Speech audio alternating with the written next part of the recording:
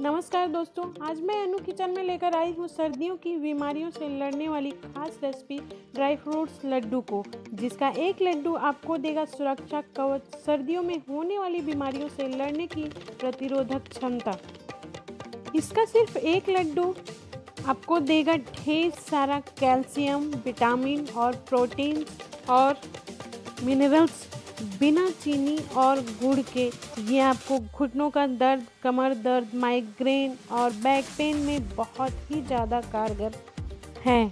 इसके साथ ही मेमोरी और इम्यूनिटी को बूस्ट करने में बहुत ही कारगर होता है। तो चलिए बनाते हैं सर्दियों का रामबाण इलाज ड्राई फ्रूट्स लड्डू।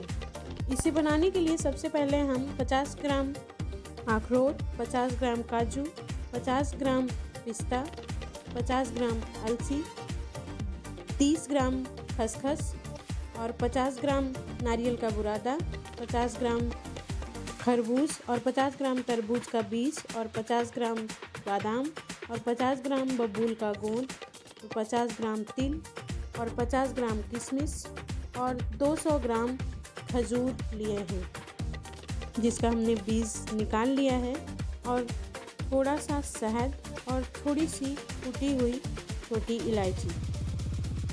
और सारे ड्राई फ्रूट्स को हमने पहले से ही छोटा छोटा काट लिया है।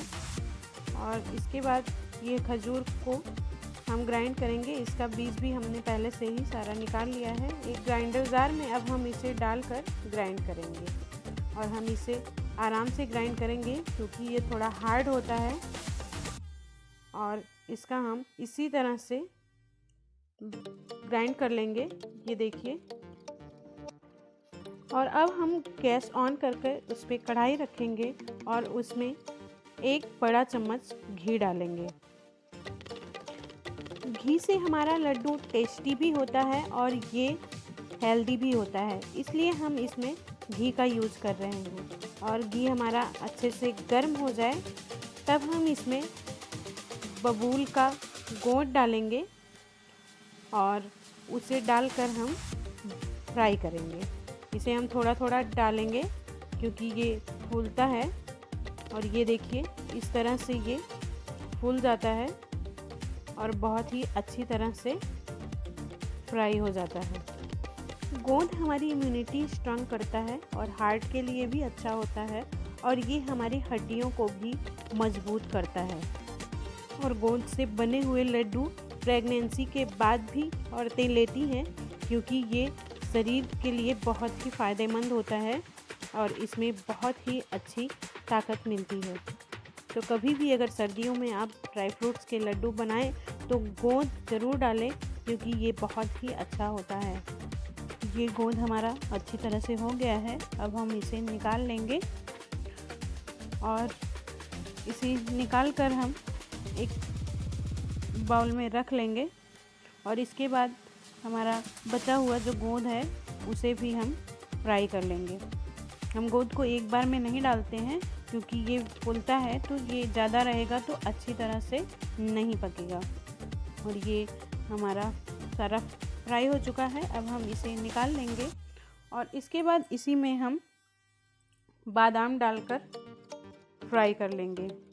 इसे भी हम थोड़ा सा हल्का सा भूनेंगे, ज़्यादा ना हो, बस इसका मॉइस्चर ख़त्म हो जाए और इससे इसका टेस्ट बहुत ही अच्छा लगता है। और ये भी हमारे शरीर के लिए बहुत ही फ़ायदेमंद होते हैं। इससे हमारी हड्डियां मजबूत होती हैं और हमारा दिमाग भी तेज़ होता है। ये याददाश्त के लिए बहुत ही कारगर होती हैं। और इसी में अब हम पिस्ता भी डाल लेंगे और काजू भी डाल लेंगे और अखरोट भी डाल लेंगे। इन सब को डालकर भी हम और भून लेंगे। बादाम को पहले हमने इसलिए भून लिया था कि वो थोड़ा टाइम लेता है भूनने में। और इन सब को अब हम थोड़ा और भून लेंगे जिससे इसका मॉइस्चर ख़त्म हो जाए। इससे हमारा लड्डू ज़्यादा दिन तक रहता है, ख़राब नहीं होता है। और अब ये भून चुके हैं, अब हम इसे निकाल लेंगे और एक बाउल में रख लेंगे। और इन सब को निकालने के बाद हम इसी कढ़ाई में 1 चम्मच घी और डालेंगे और घी हमारा गर्म हो जाए तो हम इसमें खरबूज और तरबूज का बीज डालेंगे। ये देखिए हमने इसे 50 ग्राम लिया है। आप इसे किसी कप से भी मेजरमेंट कर सकते हैं और इसमें आप और भी सीड्स डाल सकते हैं। सीड्स हमारे बालों के लिए, स्किन के लिए बहुत ही फ़ायदेमंद होता है और बच्चे इसे ऐसे तो नहीं खाते हैं, लेकिन अगर हम लड्डू बना देते हैं तो बच्चे बहुत ही मन से खाते हैं और उनके लिए बहुत ही फ़ायदेमंद होता है। तो हम इसे अच्छी तरह से भून लेंगे और जब ये भून जाए तो हम इसी में अब किशमिश डाल लेंगे। किशमिश हमारे डाइजेशन के लिए बहुत ही फ़ायदेमंद होता है और ये हमारी हीमोग्लोबिन को भी बढ़ाता है और आँखों की रोशनी के लिए भी बहुत ही फ़ायदेमंद होता है। तो हम इसे भी डाल के हल्का सा फ्राई कर लेंगे, हमें बहुत ज़्यादा नहीं करना है। और इस तरह से ये सब डालने से ये हमारा लड्डू बहुत ही फ़ायदेमंद होगा। और अगर बच्चे इसमें से कुछ भी ऐसा हो जो ना खाते हों तो इस तरह से अगर आप लड्डू बना के देंगे तो वो बहुत ही मन से खाएंगे और बहुत ही फ़ायदेमंद होगा। और ये अब हमारे लगभग फ्राई हो चुके हैं। अब हम इसे भी एक बाउल में निकाल लेंगे। हमने इसे निकाल लिया है और अब हम इसी कढ़ाई में 1 चम्मच घी और डालकर इसमें अलसी को भूनेंगे। अलसी भी हमारे शरीर के लिए बहुत ही फ़ायदेमंद होता है। ये ब्रेन बूस्टर होता है, हाई कोलेस्ट्रॉल रहने पर भी उसे कंट्रोल करता है और वेट लॉस के लिए भी बहुत ही मददगार होता है। इससे कब्ज में भी छुटकारा मिलता है और स्किन और बालों के लिए बहुत ही फ़ायदेमंद होता है और ये नींद को भी बेहतर बनाता है।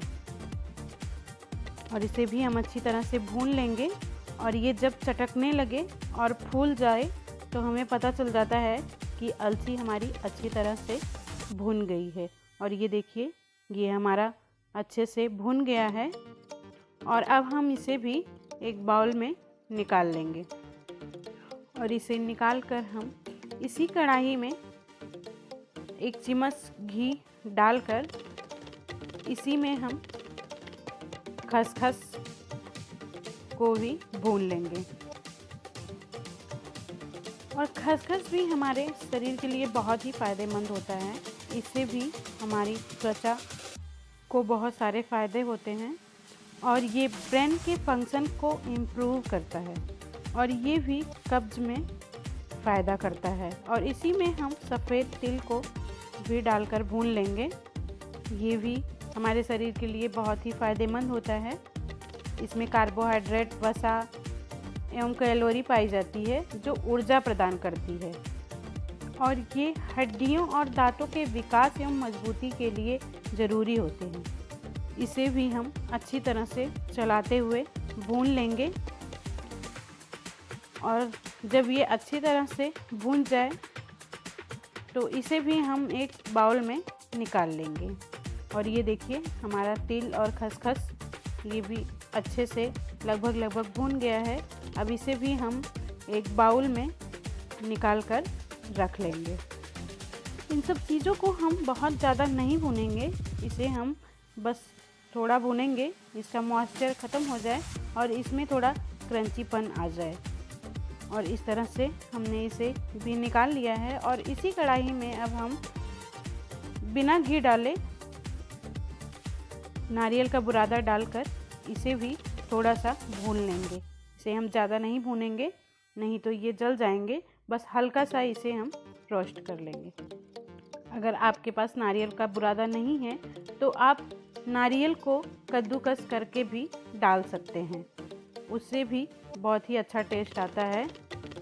इसमें पड़ने वाली सारी चीज़ें बहुत ही फ़ायदेमंद हैं और इसे हम ऐसे ही नहीं ले सकते, इसलिए इस तरह से अगर हम लड्डू बना कर लेंगे तो इसे हम खा भी लेंगे और ये हमारे शरीर के लिए बहुत ही फ़ायदेमंद होगा।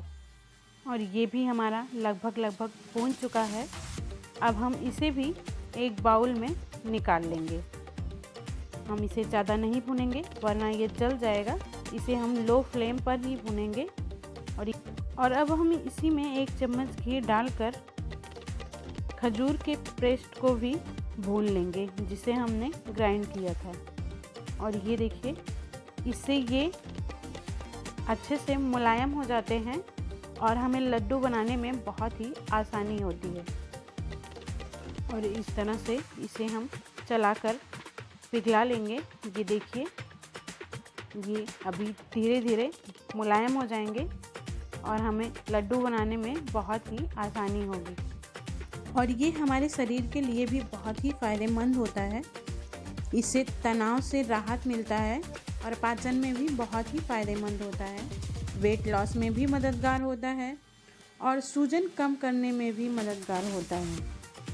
तो इस तरह से ये देखिए किस तरह से पिघल रहा है।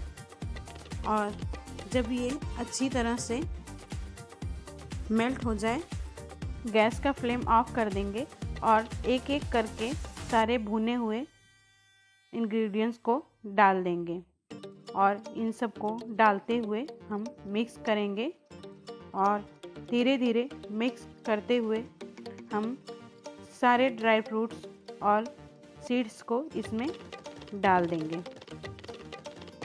और ये देखिए, ये कितने अच्छे लग रहे हैं दिखने में। हम ड्राई फ्रूट्स को इसी तरह से कट करेंगे।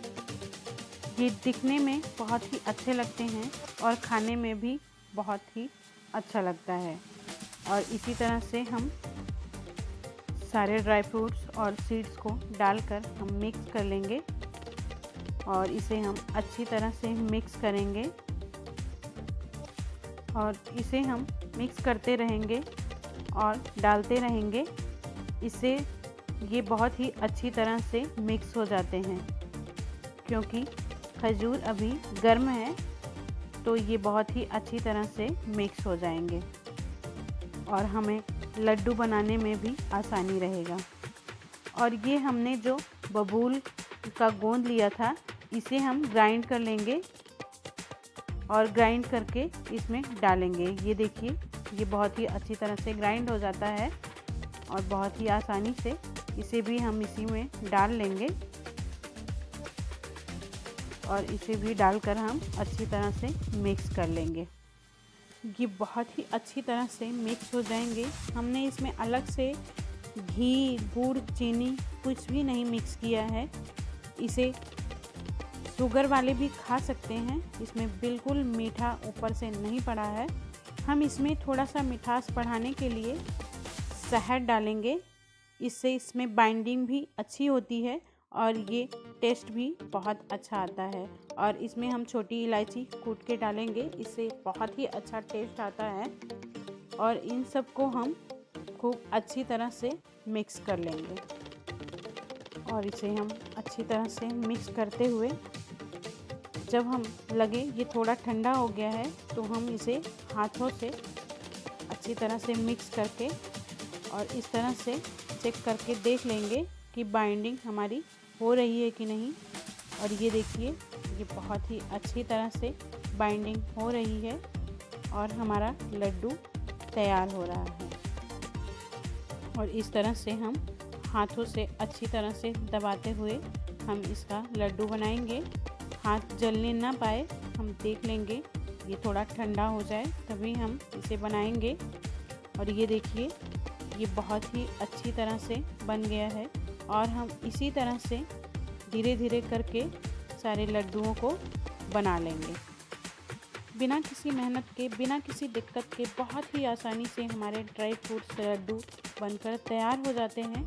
ये देखिए कितने अच्छे से इसकी बाइंडिंग हो रही है और ये बनकर तैयार हो रहे हैं। और इसी तरह से हम सारे लड्डुओं को बनाकर तैयार कर लेंगे। ये हमारे हेल्थ के लिए बहुत ही अच्छा है। ये बुजुर्गों के लिए भी बहुत ही फ़ायदेमंद होता है।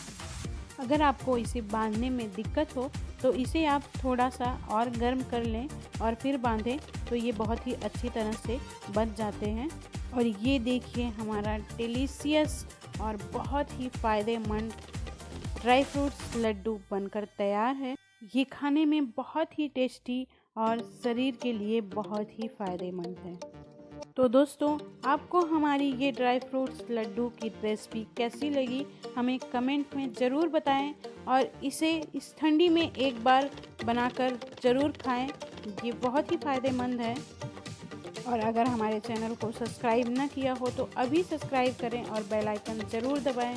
और वीडियो को लास्ट तक देखने के लिए बहुत बहुत धन्यवाद।